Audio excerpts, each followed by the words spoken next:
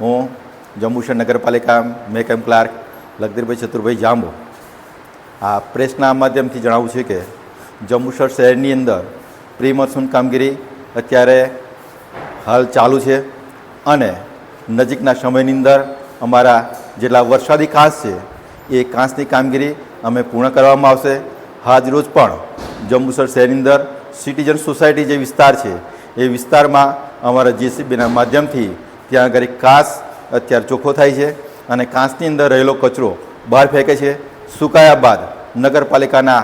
ટ્રેક્ટરના માધ્યમથી એને અલગ અમારા કચરો લઈ લેવામાં આવશે અને આ પ્રી મોન્સૂન કામગીરી ઘણી જ સારી રીતે આખા જંબુસર શહેરની અંદર થાય એવા અમારો પ્રયત્ન ચોક્કસ રહેશે.